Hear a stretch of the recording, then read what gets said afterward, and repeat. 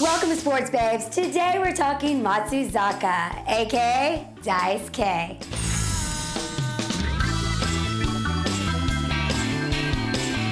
All right, D-Mac, Daisuke, I call him the $103 million man, and I love this guy. Worth every penny. Even the $50 million just to talk to him, Vicky? Absolutely. Just to talk. Yeah. That's an expensive date. It is an expensive date, but I'm going to tell you why he's worth it. This guy has got 8 pitches in his arsenal. They're throwing balls. People have no idea what's coming at him. The Gyro Ball. That's worth $50 million to talk to this guy. And what this guy brings to this team, $24 million is what they're expected in revenue to bring him in. They're getting a bargain. All right, but I gotta say, the Boston Red Sox have never needed fans. I mean, even before they won the World Series a couple years ago, the park is filled every single game, all season long. I don't think that's been a problem. They're trying to get the international fans. They're opening up the Far East, and that's what they're doing. They're printing books now in Boston in Japanese because of what this guy. Standing ovations in spring training. This guy's been lighting it up. Worth every penny. Spring training, Vicky. What do I always say about spring training? Spring training doesn't count. It doesn't matter what you do in spring training.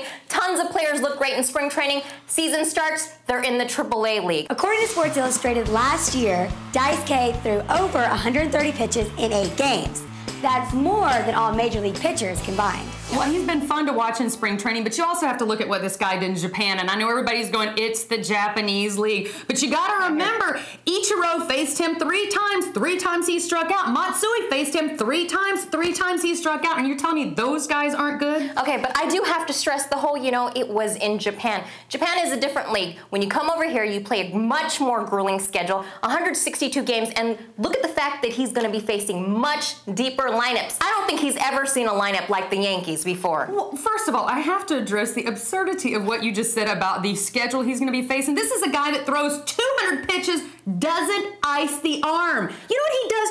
Just for shits and giggles, he throws the ball every day 300 feet. 1 step, no windup. This guy is going to be great in this schedule. You know what else he does? He had 5 to 6 days of rest in Japan. Not going to happen here. Most likely you're working on at least 4 days of rest, sometimes less than that. This guy hasn't been in this league. He's not a proven commodity. Maybe he will be worth the $100+ million at the end of the season, but you won't know, and he's got a big test ahead of him. I'm taking the Bo Sox over the Yankees this year.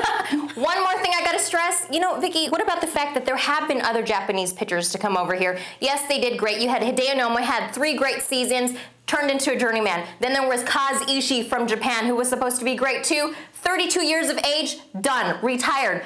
What happens here? Nomo. Okay, but still, you know what happens here? Players here in America figure these players out. They get what they're trying to do, and suddenly they're just like the rest of the guys. Nothing special. That was a very nice soliloquy, but let me just say again, he has 8 pitches in his arsenal, and you have no idea what this guy's throwing you. It's not like 1, 2, 3, hit. They don't do that. It's like 1, 2, let me make a grocery list, 3, is it coming now? I don't know. There's no way you can figure out how to hit this guy. They can figure it out in 10 years. I'm telling you, he's still walking away with the $103 million.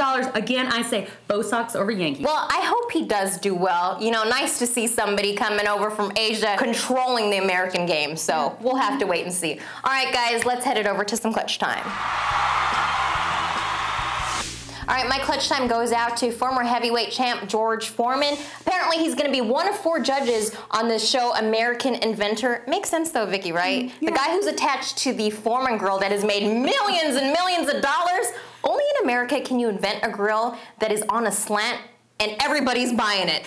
Who'd have thunk it? All right, ladies, start your engine because my clutch time goes out to Danica Patrick. Danica, you had a great rookie season, went through the sophomore slump like a lot of people. 3rd season, you got the best equipment this year. You're switching over to Andretti Racing. I will be off the Danica bandwagon if you don't win, so bring it, girlfriends. All right, that's it for Sports Babes. We will see you next time at sportsbabestv.com.